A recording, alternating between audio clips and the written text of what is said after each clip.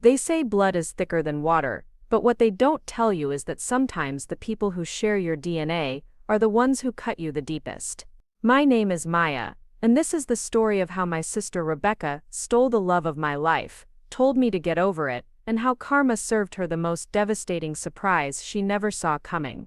Sometimes the best revenge isn't revenge at all. It's simply becoming the person you were always meant to be. Before we jump back in, tell us where you're tuning in from, and if this story touches you, make sure you're subscribed, because tomorrow, I've saved something extra special for you. I remember the exact moment I knew something was wrong. It was a Tuesday evening in March, and I was sitting in my small apartment in downtown Portland, waiting for Jake to pick me up for our weekly date night. We'd been together for 2 years, and those Tuesday dinners had become sacred to us. A little tradition that belonged just to the two of us in a world that often felt too chaotic to navigate alone. Jake was always punctual. Always. He had this endearing habit of arriving exactly 5 minutes early to everything, claiming that being on time was actually being late. So when 7:30 came and went without his familiar knock on my door, I felt that first flutter of unease in my stomach. By 8 o'clock, when my calls went straight to voicemail, that flutter had grown into something more substantial. I tried to push down the anxiety. Maybe his phone had died. Maybe there was traffic. Maybe his boss at the marketing firm had kept him late again with one of those last-minute client emergencies that seemed to happen with increasing frequency.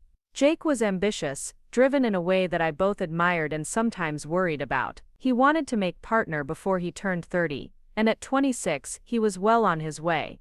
But as the minutes ticked by, I found myself pacing the length of my living room, checking my phone obsessively, replaying our last conversation in my head. We'd talked that morning before work, the same comfortable exchange we had every day. He told me about his presentation to the Johnson account. I'd mentioned that Rebecca was coming to visit for the weekend. Nothing unusual, nothing that should have prevented him from showing up.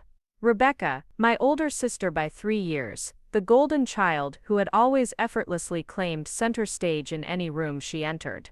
Growing up, I'd watched her collect admirers the way other people collected stamps, casual and systematic, as if male attention was simply her due. She was beautiful in that conventional way that photographs well and makes strangers do double takes on the street. Blonde hair that always fell perfectly, blue eyes that sparkled with mischief, and a smile that could convince anyone to do almost anything. I, on the other hand, had always been the practical one, the responsible one, the sister who did well in school, followed rules, and never caused drama. My hair was a mousy brown that I'd never bothered to highlight, my eyes were green but unremarkable, and I had the kind of face that people described as nice, rather than beautiful. I'd made peace with being the less exciting sister years ago, or at least I thought I had. Rebecca lived in Los Angeles, working as a social media influencer, with a lifestyle brand that seemed to consist mainly of posting photos of herself in expensive workout clothes and promoting supplements that promised to change your life in 30 days. She had almost 200,000 followers who hung on her every word about wellness and self-care, though I'd never seen her demonstrate much care for anyone but herself. She visited Portland maybe twice a year, usually when she needed something. Money, a place to stay while she figured out her next move, or simply an audience for whatever drama was currently unfolding in her life. This visit had been presented as a sisterly bonding weekend, which should have been my first red flag. By 9 o'clock, I was genuinely worried. Jake wouldn't just not show up. He wouldn't leave me sitting here without an explanation. Something must have happened. An accident maybe, or a family emergency. I grabbed my jacket and keys, deciding to drive to his apartment across town to check on him. The drive through Portland's evening traffic gave me too much time to think. Jake and I had met at a coffee shop near the university 3 years ago, both of us reaching for the same book that someone had left on a table. He'd smiled and said I could have it, but I'd insisted we share it. We ended up sitting together for 3 hours, talking about everything from literature to travel dreams to our complicated relationships with our families. What I'd loved about Jake from the beginning was how he saw me. Really saw me. Not as the less interesting sister or the responsible one, or any of the other labels that had followed me through life.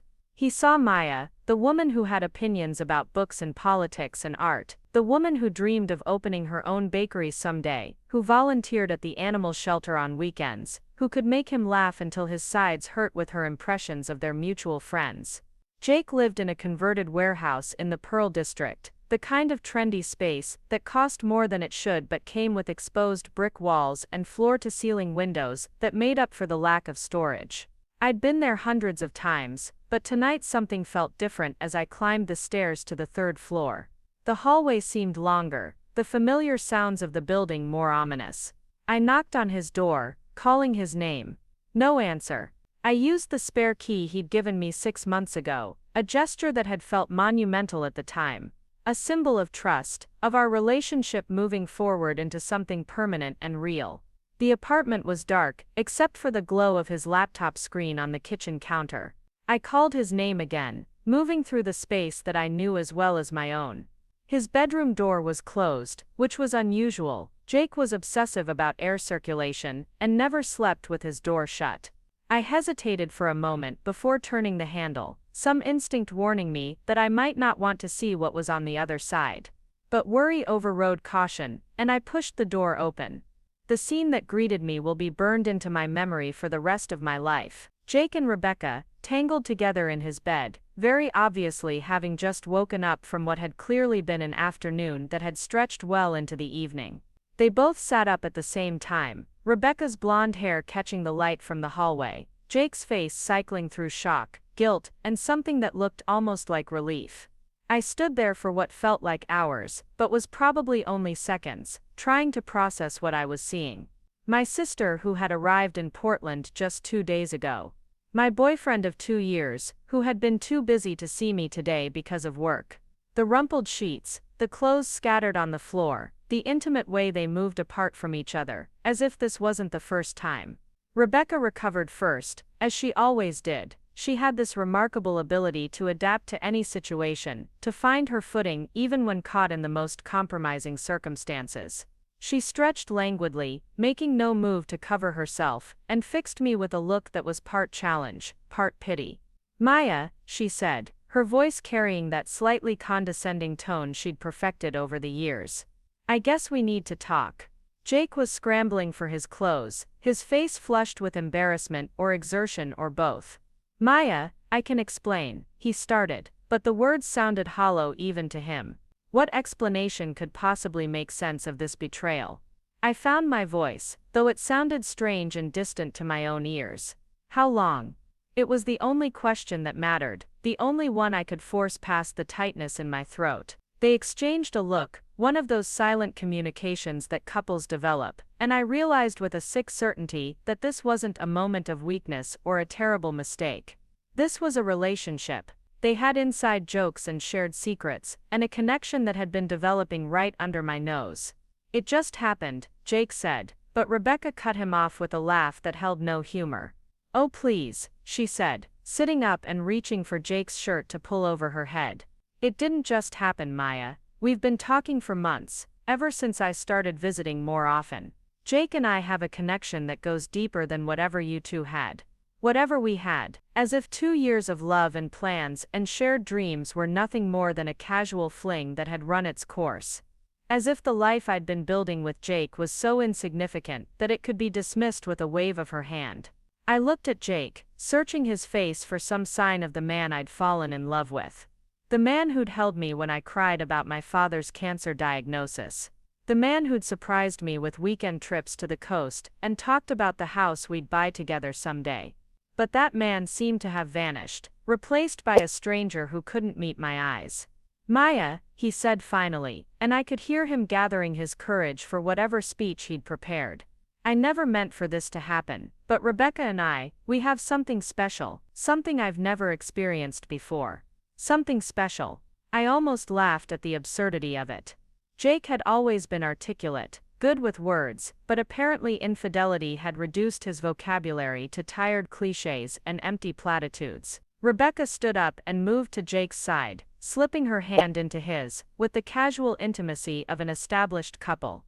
She was beautiful, even having just woken up, even in this horrible moment.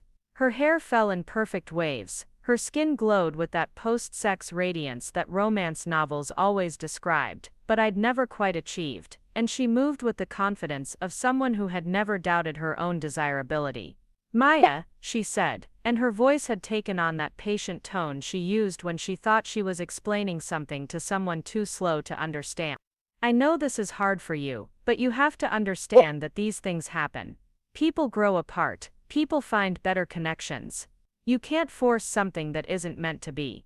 Better connections. The phrase hit me like a physical blow. Not different connections, or unexpected connections, but better ones. As if what Jake and I had shared was inferior, a practice round before the real thing came along. "I think you should go," Jake said quietly, still unable to look directly at me. "Rebecca and I need to figure things out, and having you here is just making everything more complicated."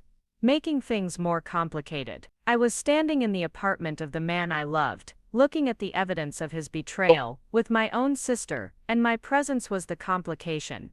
I left without another word. What was there to say? I could have screamed, could have demanded explanations, could have begged Jake to remember what we'd meant to each other. But standing there in that doorway, looking at the two of them already turning away from me and back toward each other, I realized that anything I said would just be noise. The conversation was already over. I'd just been too naive to realize it. The drive home passed in a blur of streetlights and traffic signals that I barely registered. I felt like I was underwater, moving through a world that had suddenly become foreign and hostile. Every song on the radio seemed designed to mock me. Every couple I saw, walking hand in hand, was a reminder of what I'd just lost. Back in my apartment, I sat on my couch and stared at the walls, trying to process what had just happened. The flowers Jake had brought me last week were still on my kitchen table, beginning to wilt, but still beautiful. The book he'd been reading was still on my nightstand, bookmark placed carefully at page 237. The coffee mug he'd used that morning was still in my sink, waiting to be washed. All these little pieces of a life we'd been building together, and they suddenly felt like artifacts from an archaeological dig. Evidence of a civilization that had been destroyed so completely that it might as well have never existed. I tried to cry, expecting the tears to come in great overwhelming waves. But instead, I felt empty. Hollowed out, as if Rebecca and Jake had taken more than just each other. They'd taken my ability to feel anything at all. My phone buzzed with a text message, and for a moment my heart jumped, thinking it might be Jake with an apology or an explanation, or at least an acknowledgement of the cruelty of what I'd just witnessed. But it was Rebecca. "I know you're upset, but try to be happy for us. This is what love is supposed to feel like." I stared at the message for a long time, reading it over and over until the words stopped making sense. Try to be happy for us. As if my happiness for their relationship was something I owed them. As if my feelings about being betrayed were secondary to their newfound bliss. I typed and deleted a dozen responses. I wanted to tell her exactly what I thought of her and her special connection. I wanted to remind her of all the times I'd been there for her, all the ways I'd supported her dreams, even when they seemed frivolous or self-centered. I wanted to ask her how she could do this to me, how she could look me in the eye and smile, while systematically destroying my life. But in the end, I didn't send anything. What was the point? Rebecca had always taken what she wanted without considering the cost to other people. Why would this be any different? Over the next few days, I moved through my life like a ghost. I went to work at the nonprofit where I managed social media campaigns for local charities, and somehow managed to function well enough that my colleagues didn't seem to notice anything was wrong. I made the right responses at the right times, attended meetings, answered emails, and maintained the professional facade that had always come naturally to me. But inside, I felt like I was drowning. Every memory of Jake seemed to replay itself with new context. Had he been thinking about Rebecca when he told me he loved me? Preparing and narrating this story took us a lot of time, so if you are enjoying it, subscribe to our channel. It means a lot to us. Now back to the story. Had he been comparing us when we made love? Had our entire relationship been nothing more than a placeholder until something better came along? The worst part was how public Rebecca made their relationship. Within a week of that horrible night, her Instagram was flooded with photos of their new romance. Jake at trendy Portland restaurants I'd never been to. Jake hiking in locations that required expensive gear and perfect lighting. Jake looking happier and more relaxed than I'd ever seen him, as if dating me had been some kind of burden he was finally free of. The captions were the worst part. Rebecca had always been good with words when it came to crafting her online persona, but these posts seemed specifically designed to twist the knife. Sometimes the universe puts exactly the right person in your path at exactly the right time. So grateful for unexpected love and new adventures. When you know, some connections are just meant to be. Life is too short not to follow your heart, even when it leads you somewhere unexpected. Each post got hundreds of likes and comments from her followers. People who had no idea that this great love story had begun with betrayal and deception. They saw only the beautiful couple, the romantic gestures, the carefully curated glimpse into what looked like a perfect relationship. I stopped looking at social media altogether, but that didn't stop friends from sending me screenshots with concerned messages. Maya, did you see this? Are you okay? Do you want to talk? The attention, even well-meaning, felt like salt in a wound that refused to heal. Jake made one attempt to contact me, a phone call that came 3 weeks after that awful night. I almost didn't answer, but curiosity won out over self-preservation. Maya, he said, and I could hear the nervousness in his voice. I know you probably don't want to talk to me, but I wanted to explain. Explain what? I asked, surprised by how calm I sounded. How you and my sister have been having an affair. How you lied to me for months. How you made me feel crazy for thinking something was wrong when I was absolutely right. It wasn't an affair, he said quickly. Nothing physical happened until after I realized that Rebecca and I had something real. I would never cheat on you, Maya. The distinction seemed important to him, as if emotional infidelity was somehow more acceptable than physical betrayal.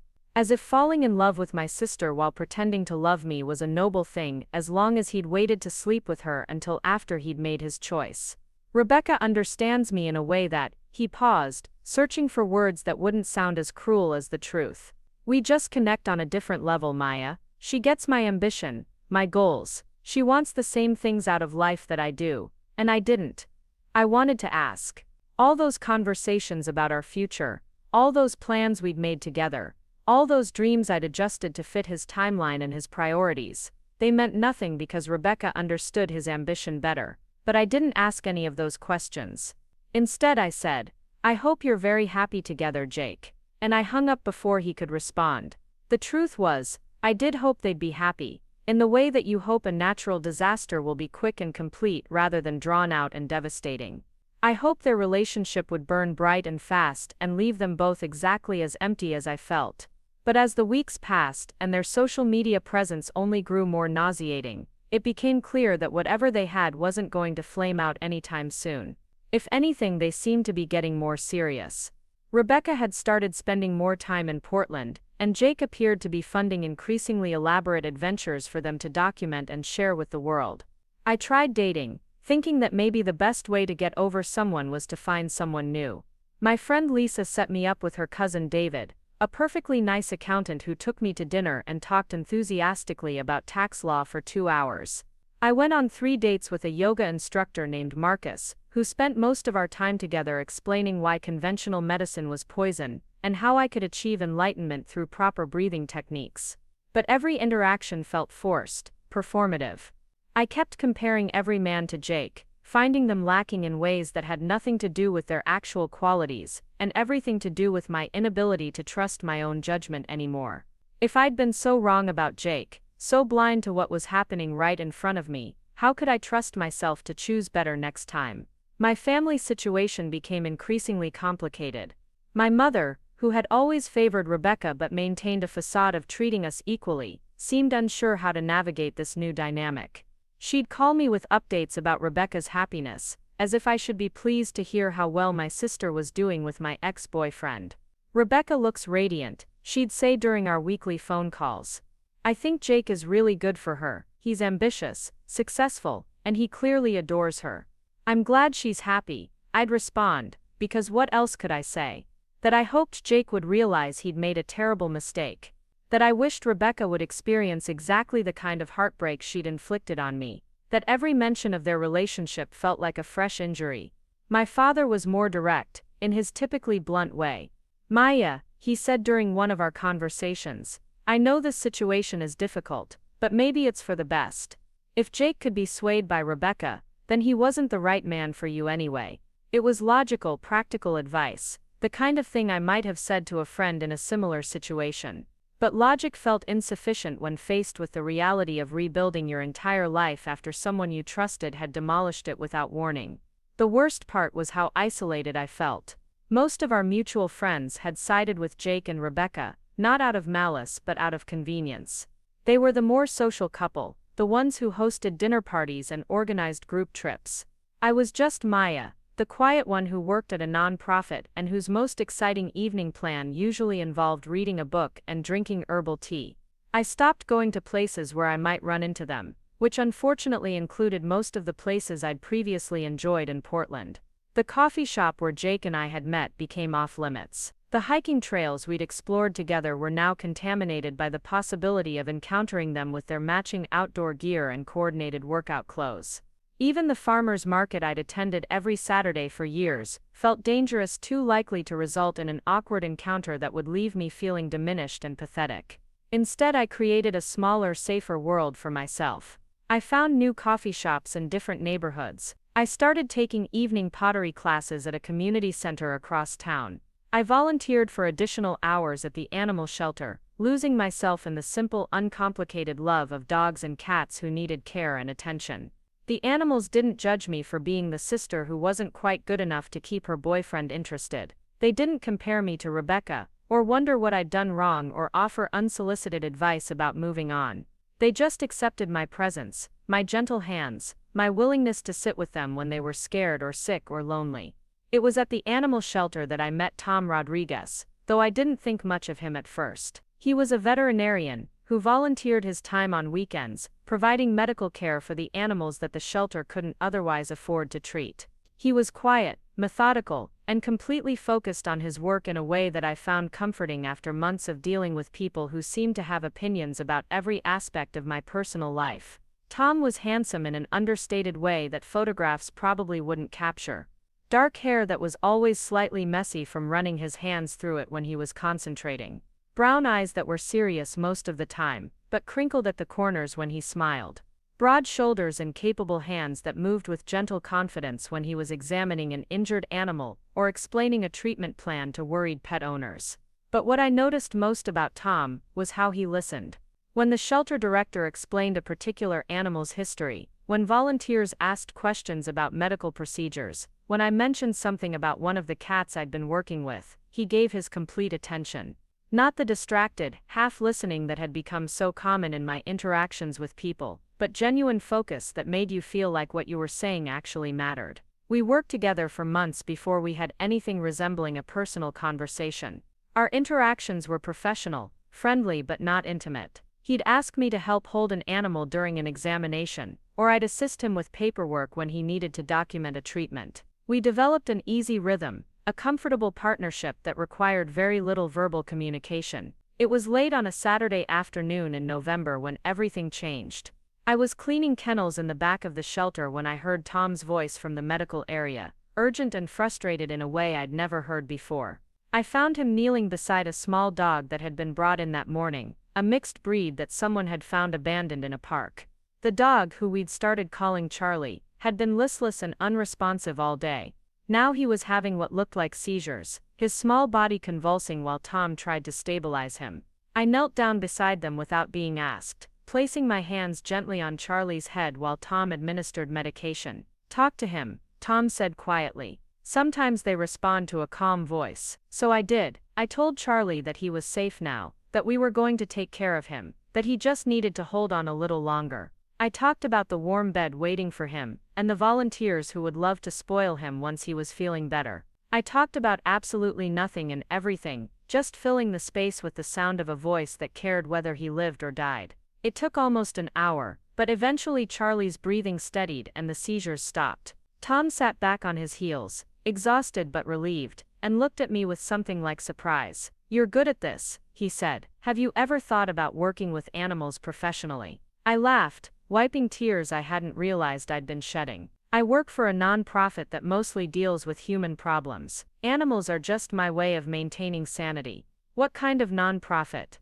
he asked, and I found myself telling him about my job, about the social media campaigns I managed for local charities, about the challenge of making people care about causes that didn't directly affect them. It was the longest conversation we'd ever had, and I was surprised by how easy it felt. Tom asked thoughtful questions, made connections between animal welfare and the other social issues I worked on, and shared stories about his own path to veterinary medicine that revealed a depth of compassion I'd only glimpsed during our work together. We were still talking when the shelter director locked up for the night, and somehow our conversation moved to the diner across the street, where we continued over coffee and pie until well past midnight. There was nothing romantic about it, nothing that felt like a date, or even the beginning of something romantic. It was just two people discovering that they enjoyed each other's company, that they had more in common than either had expected. But walking to my car that night, I realized that I'd spent 5 hours completely absorbed in conversation with another person without once thinking about Jake or Rebecca, or the ways they damaged my ability to trust my own instincts. For the first time in months, I'd felt like myself again, like Maya rather than the sad sister who'd been left behind.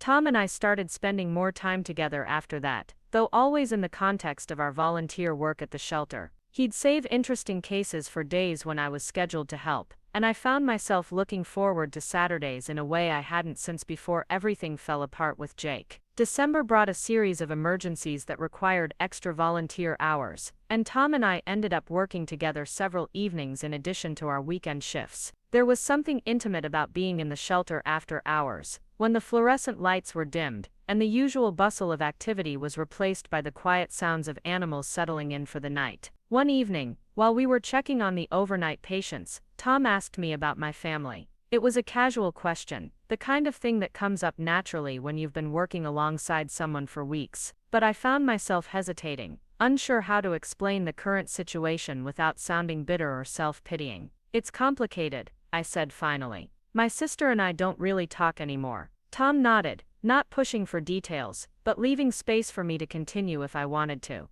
There was something about his quiet patience that made me want to tell him everything, to explain why I'd built such careful walls around my personal life, and why I found it so hard to trust people's motivations. "She's dating my ex-boyfriend," I said, the words coming out more easily than I'd expected. "They got together while he and I were still in a relationship, and apparently I was the last to know." Tom stopped what he was doing and looked at me directly, his expression serious but not pitying. "That's not complicated," he said simply. "That's betrayal." It was such a straightforward assessment, free of the diplomatic language everyone else had used when discussing the situation. Not complicated family dynamics, or difficult circumstances, or any of the other euphemisms people employed to avoid acknowledging the cruelty of what had happened. Just betrayal, plain and simple. "Thank you," I said, surprised by how much his clarity meant to me. "Everyone keeps telling me I should be over it by now, that I should be happy for them, or at least civil about the whole thing." Tom shook his head. "Just because someone shares your DNA, doesn't mean they get to treat you badly without consequences. Family should be held to higher standards, not lower ones." It was exactly what I needed to hear, validation that my anger was justified, and that my inability to simply forgive and forget wasn't a character flaw. Tom continued working, not making a big deal of the moment, but something had shifted between us. Some barrier had been crossed, some level of trust established that hadn't been there before. As Christmas approached, I found myself dreading the holiday in a way I never had before. Previous years had been challenging enough, with Rebecca's tendency to dominate family gatherings, and my mother's obvious favoritism. But this year would be the first Christmas since Rebecca and Jake had become a couple, and I couldn't imagine sitting through dinner, while they performed their happiness for an audience of relatives who would undoubtedly coo over how perfect they were together. My mother called in early December to discuss holiday plans, and her tone was carefully neutral in a way that immediately put me on edge. "Maya," she said, "I wanted to talk to you about Christmas dinner. Rebecca will be bringing Jake, of course, and I want to make sure you're comfortable with that." The question was phrased as if my comfort was her primary concern, but I could hear the subtext clearly. Rebecca and Jake's attendance was non-negotiable. I was the variable in the equation, the one who might need to adjust her expectations or perhaps find alternative plans. "I think I'll skip Christmas dinner this year," I said, trying to keep my voice light and non-confrontational. "I'm planning to volunteer at the animal shelter anyway. A lot of the animals get stressed during the holidays, and extra hands are always appreciated." It wasn't entirely a lie. The shelter did need extra volunteers during the holidays, and I had planned to spend some time there. But mostly I just couldn't face the prospect of watching Jake and Rebecca perform their perfect relationship while my family pretended that nothing awkward was happening. "Maya," my mother said, and I could hear the disappointment in her voice. "This is exactly the kind of thing I was afraid of. You can't let this situation divide our family. Divide our family." As if I was the one who had created this division, rather than the one who had been betrayed by it. As if my presence or absence was what determined whether our family remained intact, rather than Rebecca's choices, or Jake's actions, or my parents' response to both. "I'm not dividing anything," I said, working to keep my voice steady. "I'm just choosing not to put myself in a situation that would be painful and uncomfortable for everyone involved." "But you're punishing Rebecca for falling in love," my mother continued. "She can't help how she feels about Jake, and it's not fair to make her choose between her happiness and her family." Make her choose. The phrase hit me like a slap. Rebecca had already made her choice when she decided to pursue a relationship with my boyfriend. But somehow in my mother's interpretation of events, I was the one creating an ultimatum by refusing to enthusiastically participate in their happiness. "I'm not making anyone choose anything," I said. "I'm just taking care of myself in the way that feels healthiest for me right now." The conversation ended with my mother expressing hope that I'd change my mind. But we both knew I wouldn't. Christmas dinner would happen without me, and life would go on, and eventually this would become the new normal. Maya, the sister who couldn't handle her family's happiness. Maya, who chose to hold grudges instead of moving forward. Maya, who let bitterness define her rather than rising above the situation with grace and maturity. But as I hung up the phone, I felt something that surprised me. Relief. For the first time since this whole situation began, I'd set a clear boundary and stuck to it, even when it disappointed people I loved. I'd chosen my own emotional well-being over the comfort of others, and it felt both terrifying and liberating. Christmas Day was exactly as peaceful as I'd hoped it would be. I spent the morning at the shelter, helping with the extra care that holiday stress required for many of the animals. Tom was there too, having volunteered to handle any medical emergencies that might arise. We worked together in comfortable silence, occasionally sharing observations about the animals, but mostly just enjoying the quiet satisfaction of useful work.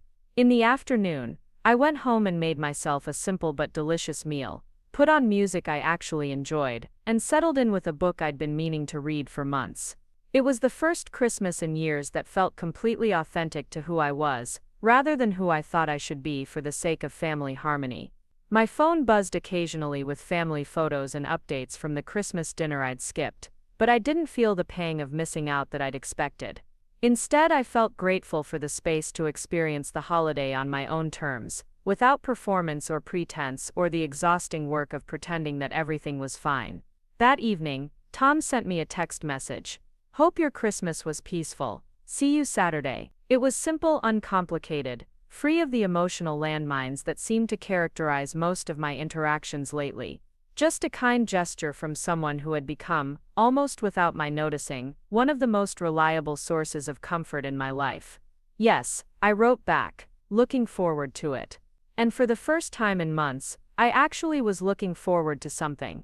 Not with the desperate hope that had characterized my relationship with Jake, not with the careful management of expectations that defined my family interactions, but with the simple pleasure of spending time with someone whose company I genuinely enjoyed. As I settled into bed that night, I realized that something fundamental had shifted. I was still hurt by what Rebecca and Jake had done, still angry about the way my family had handled the situation, still uncertain about what my future looked like. But I was no longer defined entirely by those feelings.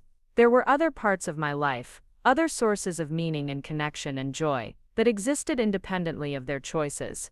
It wasn't healing exactly. The wounds were still too fresh for that. But it was the beginning of something new, the first tentative steps toward a version of myself that could exist and thrive without their approval or participation or acknowledgement. I had no idea then that this quiet Christmas, this peaceful solitude, this first boundary I'd successfully maintained, was actually preparation for something much bigger. I couldn't have imagined that Tom, the quiet veterinarian, who listened so carefully and asked such thoughtful questions, would become the catalyst for the most profound transformation of my life. All I knew was that for the first time since that horrible night in March, I felt like myself again. Maya, not the betrayed sister, or the family disappointment, or the woman who wasn't quite enough to hold her boyfriend's attention. Just Maya, with her own thoughts and feelings, and choices and possibilities. It was a small beginning, but it was mine, and as I drifted off to sleep, I found myself wondering what other surprises the new year might hold, what other parts of myself I might discover when I stopped trying so hard to be what other people needed me to be.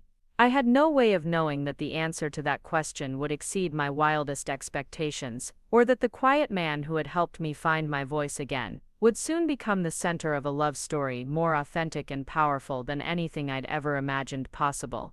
But that night, it was enough to simply rest in the knowledge that I was exactly where I needed to be, doing exactly what felt right for me, for the first time in longer than I could remember. The new year brought unexpected changes that I never could have anticipated. What started as casual conversations with Tom at the animal shelter had evolved into something deeper, though neither of us acknowledged it directly. We'd begun texting throughout the week, sharing photos of animals we were treating, and gradually moving into discussions about books, current events, and our respective work challenges. Tom had a way of asking questions that made me think differently about my own life. When I mentioned feeling stuck in my nonprofit job, he didn't offer immediate solutions or advice. Instead, he asked what aspects of the work energized me most and which parts felt like obligations.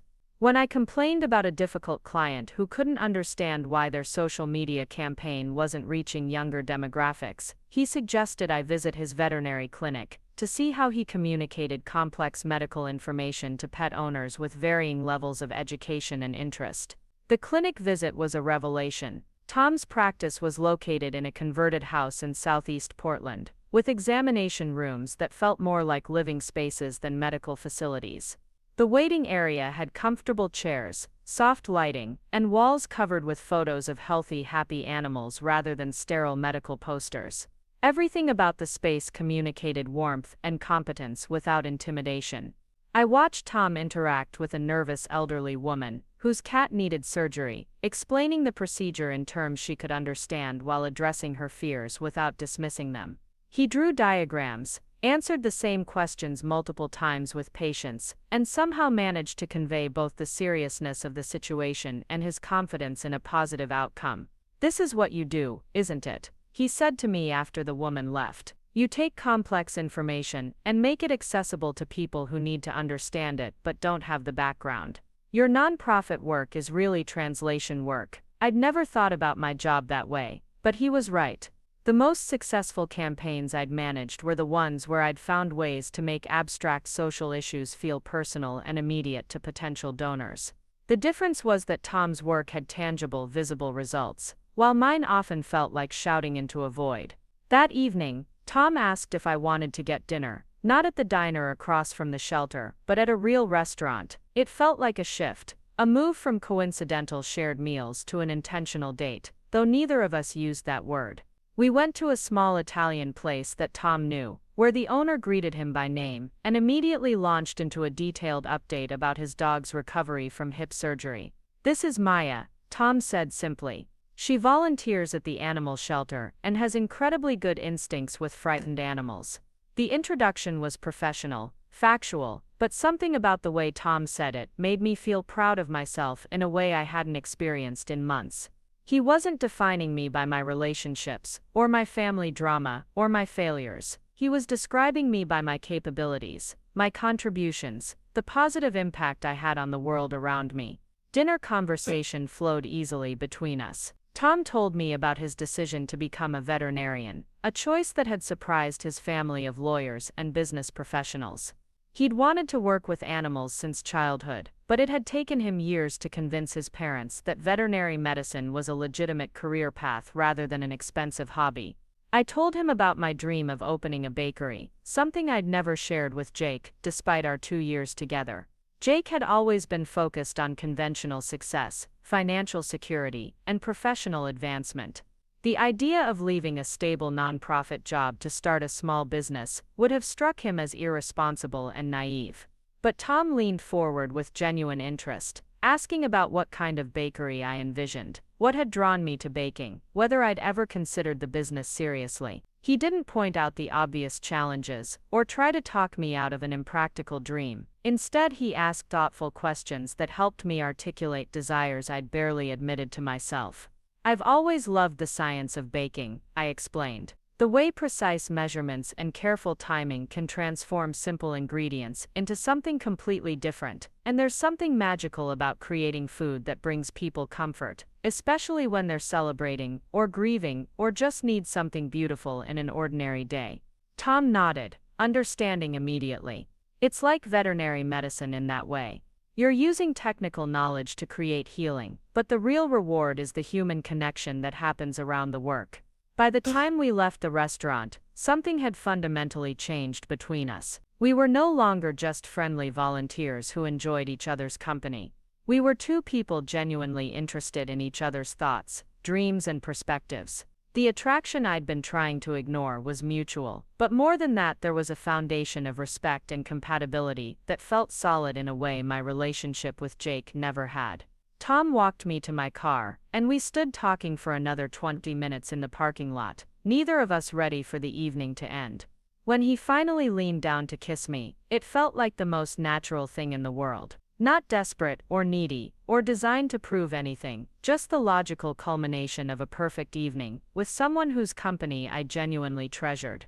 Driving home, I felt something I'd thought I might never experience again. Hope. Not the anxious, clinging hope I'd felt with Jake, always worried that I might lose what we had, but a calm confidence that something wonderful was beginning. Tom and I began dating officially, though we kept things private initially.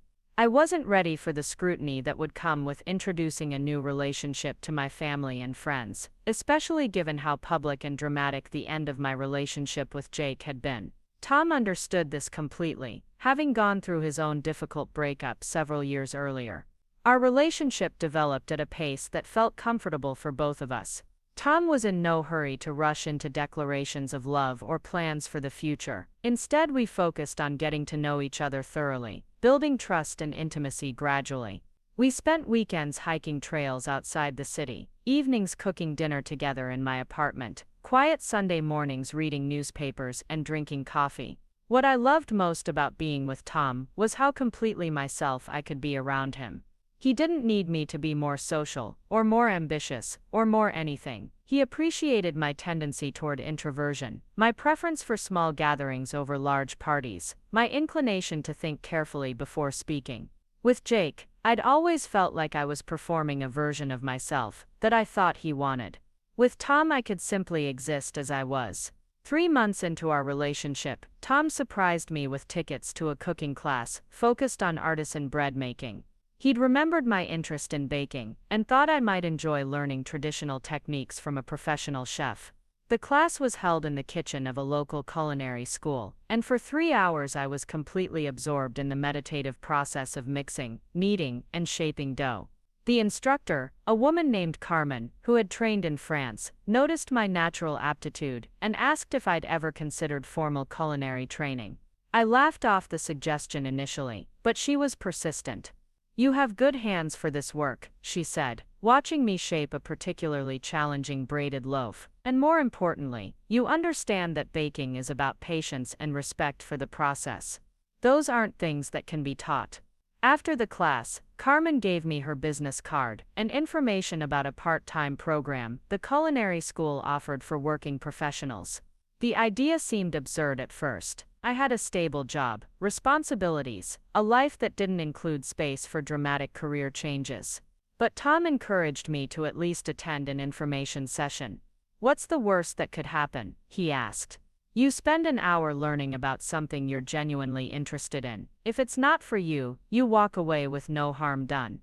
But if it speaks to you, then you'll have information to make a real decision." The information session was held on a Thursday evening in February, and I almost didn't go. It had been a difficult week at work, with 2 major campaigns running into unexpected problems, and my supervisor hinting that budget cuts might affect staffing levels. The last thing I needed was another source of stress or uncertainty. But something compelled me to drive to the culinary school that evening, maybe just curiosity about what a different life might look like. The session was led by the head of the pastry program, an intimidating woman named Chef Morrison, who had worked in some of the most prestigious kitchens in New York before moving to Portland to teach. Chef Morrison didn't romanticize the culinary profession. She was brutally honest about the physical demands, the long hours, the financial instability that characterized most food service careers. But she also talked about the deep satisfaction that came from mastering complex techniques, the joy of creating food that brought people happiness, the tight-knit community that formed among people passionate about their craft. "This isn't a career for people who want to get rich or work easy hours," she said, looking directly at each person in the room.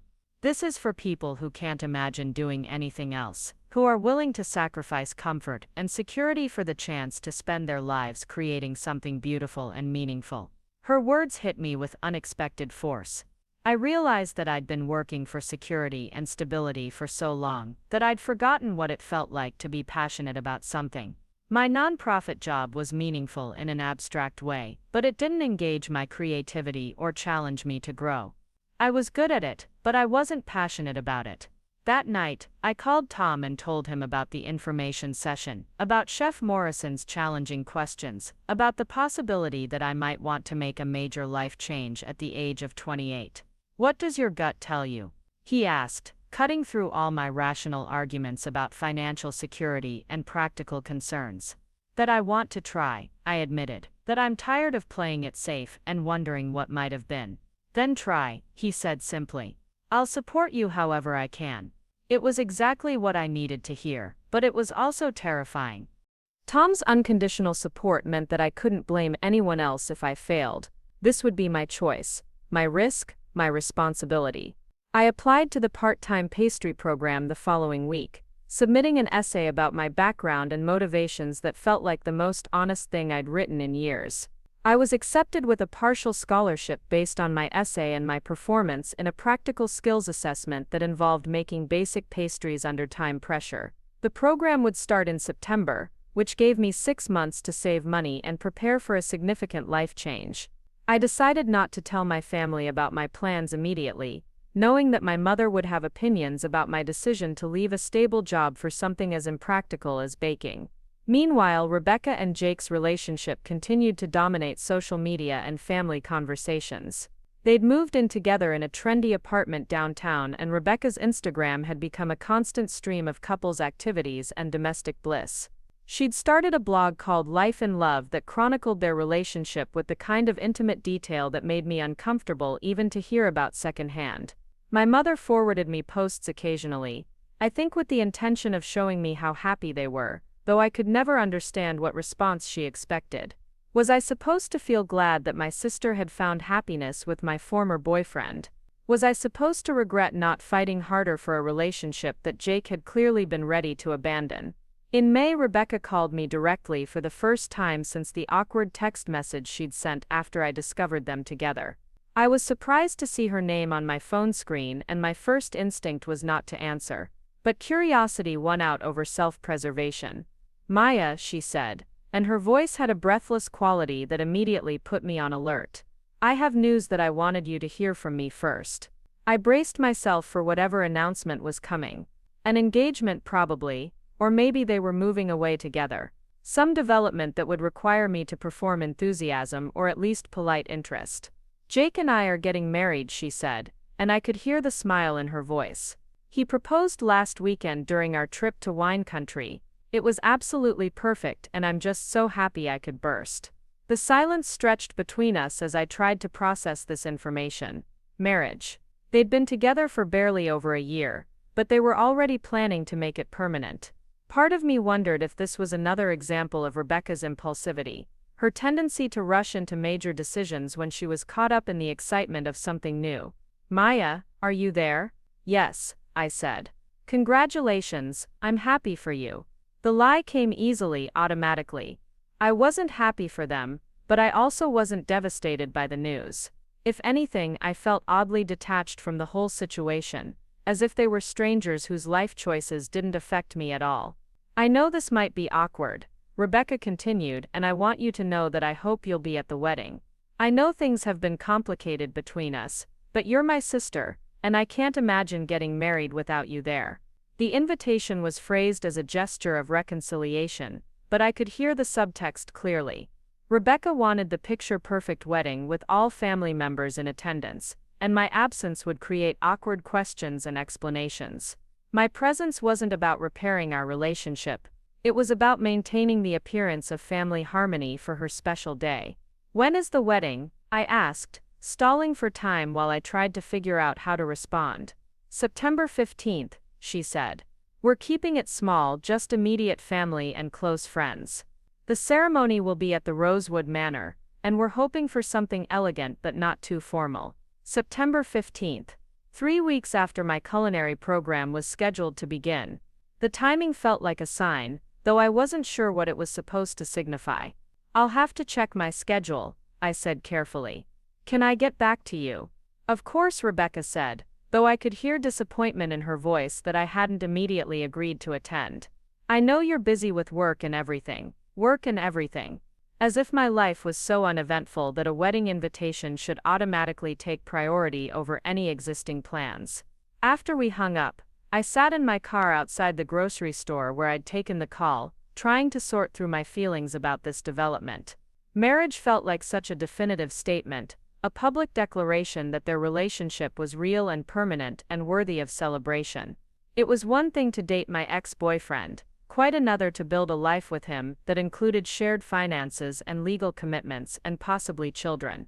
I realized that I needed to tell someone about Rebecca's news, if only to process it out loud with another person.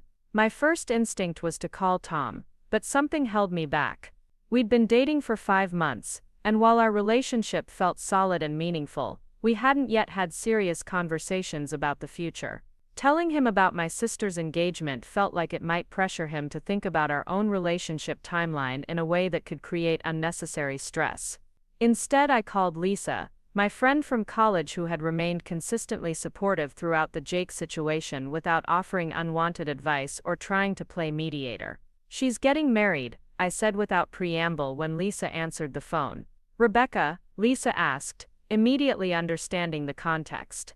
"In September, she wants me at the wedding." Lisa was quiet for a moment, processing this information. "How do you feel about that?" "I honestly don't know," I admitted. "Part of me thinks I should go, that refusing would just create more family drama. But another part of me thinks that attending would be like giving my blessing to something that started with betrayal." "What does Tom think?" Lisa asked. "I haven't told him yet. I'm not sure why." Lisa made a thoughtful sound. "Maybe because telling him makes it real in a different way. Makes you have to decide what it means for your own relationship." She was right, though I hadn't consciously recognized my reluctance to involve Tom in this decision. Our relationship existed in a space that felt separate from my family drama, clean and uncomplicated by the history that still felt so messy and unresolved. Bringing Rebecca's wedding into our conversations would contaminate that space with questions and comparisons and emotional baggage that I wasn't ready to share. That evening, I made dinner for Tom at my apartment, a simple pasta dish that I'd been perfecting as part of my informal culinary education. He complimented the sauce and asked about my day in the easy, comfortable way that had become our routine. "Rebecca called today," I said finally, as we were cleaning up after dinner. "She and Jake are getting married in September." Tom paused in his dish drying and looked at me carefully. "How do you feel about that?" It was the same question Lisa had asked, but coming from Tom it felt more significant. His opinion mattered to me in a way that would influence how I thought about the situation. "I'm not sure," I said honestly. "It feels like the final chapter of something that I thought was already over." Tom nodded, understanding immediately what I meant. "It's one thing to lose someone to circumstances or incompatibility. It's another thing to watch them build exactly the life they claim to want with you, just with someone else." "Exactly," I said, grateful that he could articulate what I'd been struggling to express. "It makes me question whether anything Jake and I had was real, or if I was just a placeholder until the right person came along." Tom put down the dish towel and turned to face me fully. "Maya," he said, and his voice was serious in a way that made me look up from the sink. "Whatever Jake felt for you, it doesn't define what you're capable of inspiring in someone else. His inability to recognize what he had with you says nothing about your worth as a partner." The words were exactly what I needed to hear, but they also opened a door to a conversation I wasn't sure I was ready for. Tom and I hadn't yet talked explicitly about the future of our relationship, about whether we were building towards something permanent or simply enjoying each other's company for as long as it felt right. "Do you think you'll go to the wedding?" he asked, returning to practical matters in a way that let me avoid the deeper implications of what he'd just said. "I don't know. Rebecca says she wants me there, but I think it's more about maintaining appearances than actually wanting my support." "What would feel right to you?" Tom asked. "Not what would make other people happy or avoid family conflict, but what would feel authentic to who you are now." I considered his question seriously.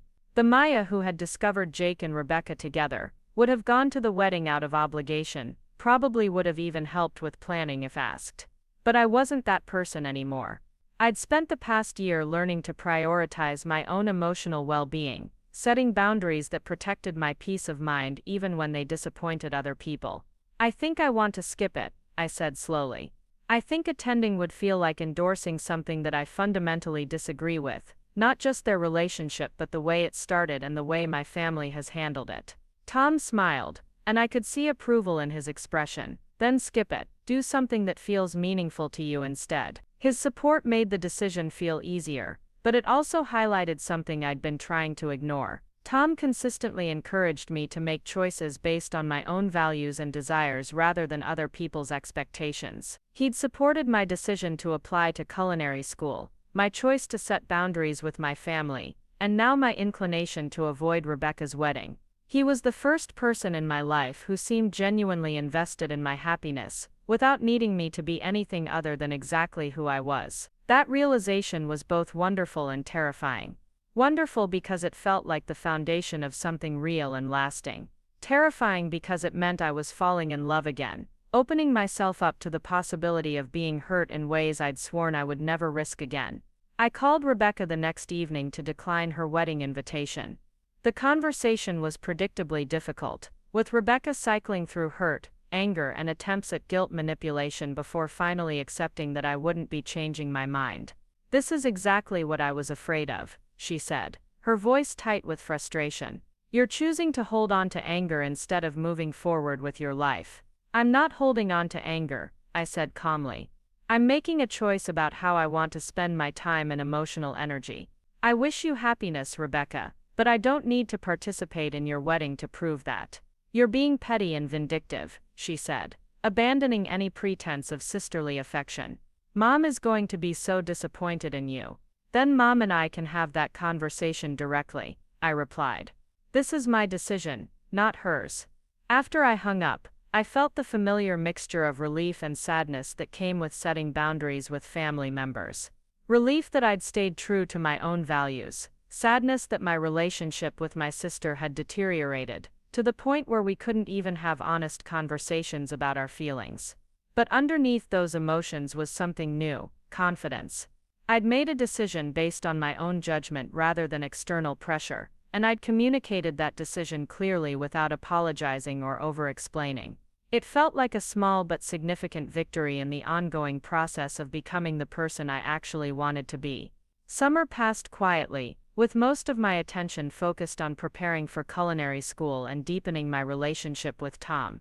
We'd begun talking more seriously about the future, not in terms of specific timelines or commitments, but in ways that acknowledged we were building something together rather than simply enjoying a temporary connection. Tom had started joining me for family dinners occasionally, meeting my parents and extended relatives in small casual settings that allowed everyone to get comfortable with his presence. My mother was clearly relieved that I was dating someone stable and professional, though she made occasional comments about how different Tom was from Jake that suggested she still thought I'd somehow traded down. Tom handled these subtle judgments with grace and humor, neither trying too hard to impress anyone, nor taking obvious offense at their lack of enthusiasm. He was simply himself, kind and thoughtful and completely comfortable with who he was, and gradually my family began to appreciate those qualities even if they didn't fully understand them. In August, Tom surprised me by suggesting we take a weekend trip to the coast, something we'd talked about but never actually planned. He'd reserved a cabin near Cannon Beach, with a full kitchen, knowing that I'd want to practice my baking skills even during vacation. The weekend was perfect in the way that only unexpected getaways can be. We hiked along the beach in the early morning, spent afternoons reading on the cabin's deck, and cooked elaborate meals together, using ingredients we'd bought at local farmers markets. I made bread using techniques I'd been practicing, and Tom grilled fresh fish that we ate while watching the sunset over the Pacific. On our last evening there, as we were walking along the beach after dinner, Tom stopped suddenly and turned to face me. "Maya," he said, and something in his voice made my heart start beating faster. "I need to tell you something." I braced myself for whatever serious conversation was coming, hoping it wasn't about wanting to slow down our relationship or needing space to figure things out. "I love you," he said simply. I've been wanting to say it for weeks, but I wanted to make sure the timing felt right. Not because I need you to say it back, but because I wanted you to know how I feel about you, about us, about the life we're building together. The relief was overwhelming. "I love you too," I said, surprising myself with how easily the words came. I've been afraid to say it because the last time I told someone I loved them, they left me for my sister. Tom stepped closer and took my hands in his. "Maya," he said, and his voice was serious but warm. What happened with Jake had nothing to do with you not being enough and everything to do with him not being capable of recognizing what he had. You are the most genuine, thoughtful, creative person I've ever known, and I feel incredibly lucky that you're willing to share your life with me. Standing there on the beach with the sunset painting everything golden around us, I felt a peace that I'd never experienced before. Not just happiness or relief or excitement, but a deep certainty that I was exactly where I belonged with exactly the right person. We spent the rest of the evening talking about our hopes for the future, about my upcoming culinary program and Tom's plans to expand his veterinary practice, about the possibility of someday combining our professional passions in ways that could benefit both of us. It wasn't a proposal or a formal commitment, but it was something deeper, a recognition that we were partners in the truest sense, people who wanted to build a life together based on mutual respect and shared values. Driving back to Portland the next morning, I thought about how different this relationship felt from anything I'd experienced before. With Jake, I'd always been performing a version of myself that I thought he wanted, constantly worried about whether I was interesting enough or ambitious enough or social enough to hold his attention. With Tom, I could simply be myself, confident that he loved me for who I actually was, rather than who I might become. The realization filled me with gratitude, but also with a fierce determination to protect what we'd built together. I'd learned the hard way that love wasn't enough if it wasn't combined with loyalty and respect and genuine commitment to each other's happiness. But what Tom and I had felt solid in a way that gave me hope for the future. As we pulled into my driveway, Tom reached over and squeezed my hand. "Ready for culinary school?" he asked. "Ready for everything," I said, and for the first time in my adult life, I actually meant it. The call came on a Thursday evening in October, just as I was finishing my third week of culinary school. I was exhausted but exhilarated, covered in flour and chocolate from a particularly challenging pastry practical, when my phone rang with my mother's number. "Maya," she said, and her voice sounded strange, strained in a way that immediately put me on alert. "I need to tell you something about Rebecca's wedding." My stomach dropped. The wedding had been 2 weeks ago, and I'd successfully avoided thinking about it by throwing myself completely into my studies. I'd spent that weekend perfecting croissant techniques in Tom's kitchen while he graded veterinary school applications, both of us content in our separate but parallel work. "What happened?" I asked, though part of me wasn't sure I wanted to know. "Jake didn't show up," my mother said bluntly. "Left Rebecca at the altar in front of everyone. Just completely disappeared without any explanation." The words hit me like a physical blow, not because I felt sorry for Jake, but because I could imagine exactly how humiliated Rebecca must have felt. Whatever our history, whatever she'd done to me, no one deserved to be abandoned on their wedding day in front of family and friends. "Is she okay?" I asked. "She's devastated," my mother said.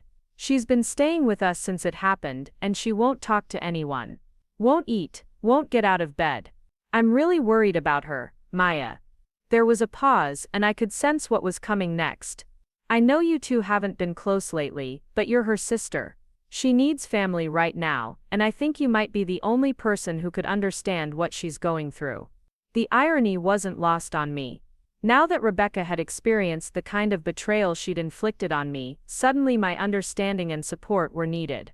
But beneath my cynicism was genuine concern for someone I'd once loved deeply, despite everything that had happened between us. "I'll come over," I said. "Give me an hour." I found Rebecca in my childhood bedroom, curled under blankets that made her look smaller and more fragile than I'd seen her since we were children. Her face was puffy from crying, her usually perfect hair unwashed and tangled. She looked up when I entered, and I saw surprise flicker across her features before she turned away. "I didn't think you'd come," she said quietly. "Neither did I admitted, sitting on the edge of the bed where we'd once shared secrets and dreams before everything became complicated.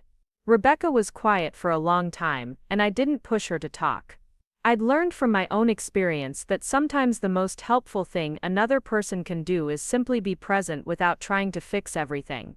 "I don't understand what happened," she said finally. "Everything was perfect. The dress, the flowers, the venue. Jake was excited, we'd been planning for months, and then this morning he just wasn't there. Did he call? Did he leave a note?" Rebecca shook her head. "His best man said Jake had seemed nervous the night before, but everyone's nervous before their wedding, right? Then this morning, Jake's apartment was empty. All his stuff was gone, like he'd been planning this for weeks." The calculated nature of Jake's disappearance made it somehow worse than an impulsive decision. This wasn't cold feet or last-minute panic.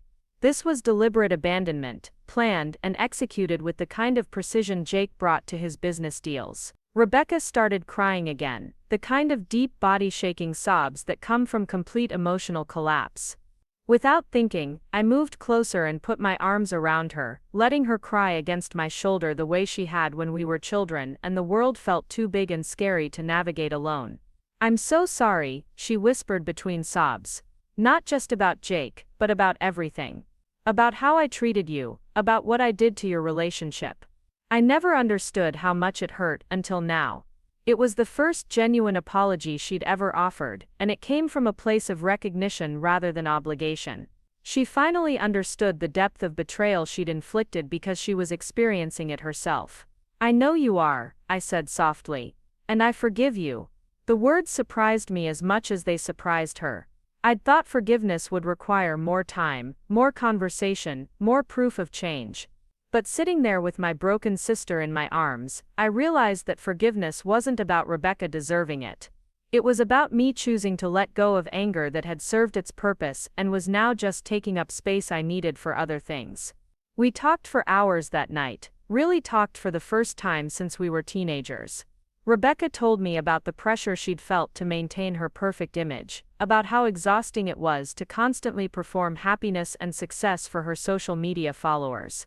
She admitted that her relationship with Jake had always felt somewhat performative, that she'd been drawn more to the idea of being part of a power couple than to Jake himself. "I thought I loved him," she said. "But looking back, I think I loved the way our relationship looked from the outside. The photos, the adventures, the way people envied what we had. I never stopped to ask whether what we had was actually real." I told her about Tom, about culinary school, about the life I'd been building while she'd been focused on wedding planning. Rebecca listened without judgment or comparison, asking thoughtful questions about my studies and my relationship in a way that reminded me of the sister I'd once been close to. "He sounds wonderful," she said, when I described how Tom had supported my decision to change careers. "Nothing like Jake." "No," I agreed. "Nothing like Jake."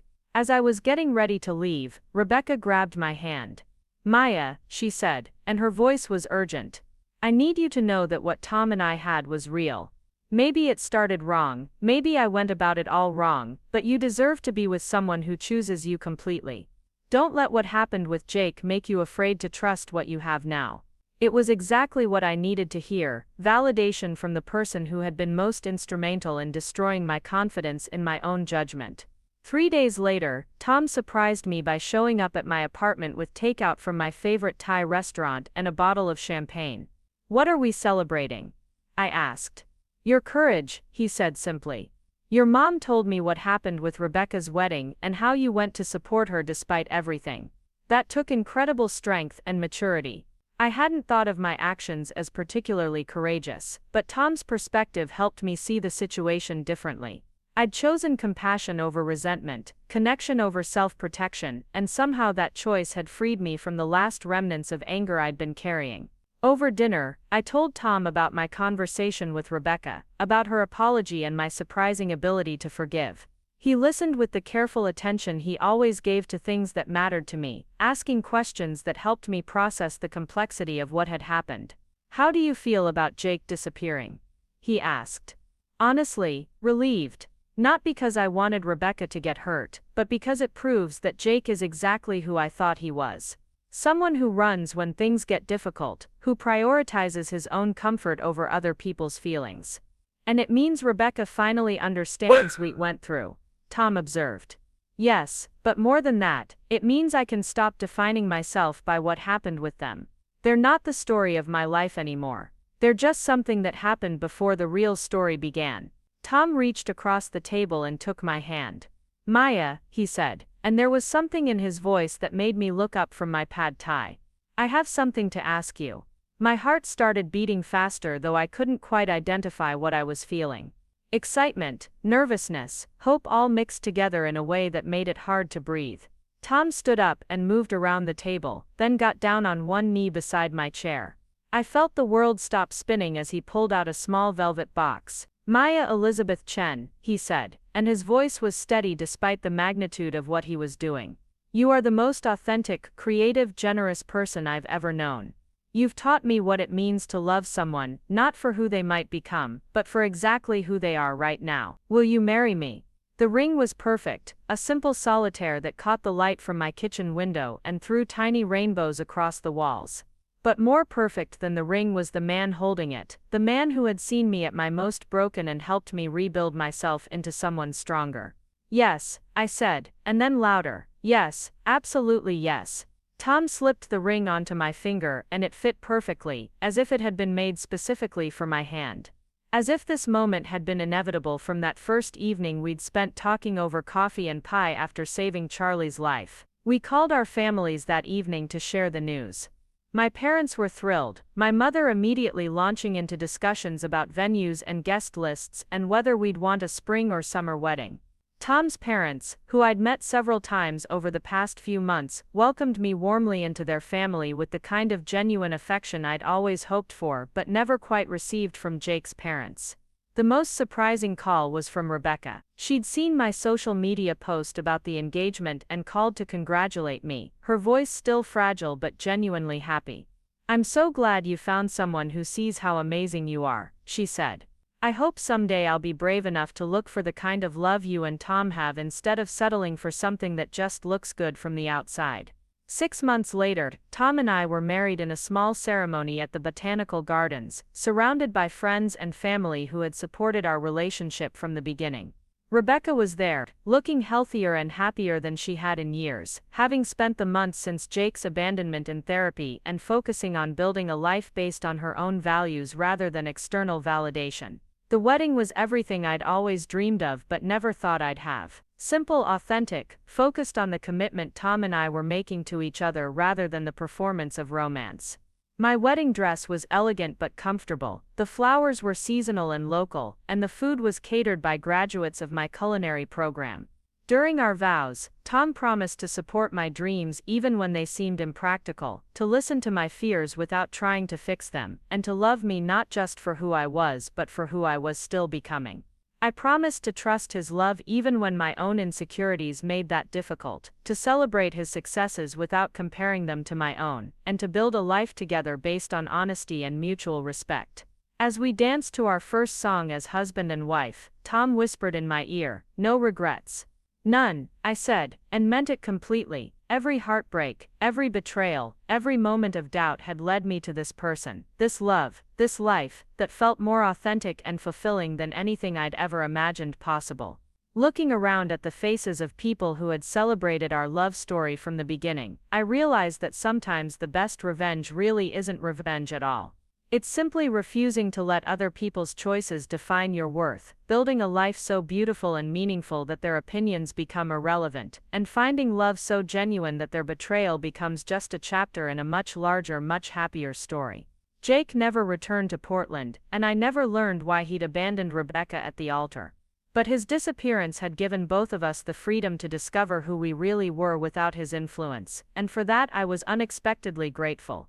As Tom and I cut our wedding cake, a lemon lavender creation I'd made myself using techniques I'd learned in culinary school, I caught Rebecca's eye across the room. She raised her glass in a silent toast, and I saw forgiveness and love and genuine happiness for my success reflected in her smile. Some stories end with revenge, others end with justice. But the best stories end with grace, with healing, with the recognition that the people who hurt us often end up giving us exactly what we need to become who we're meant to be. Up next, you've got 2 more standout stories right on your screen. If this one hit the mark, you won't want to pass these up, just click and check them out.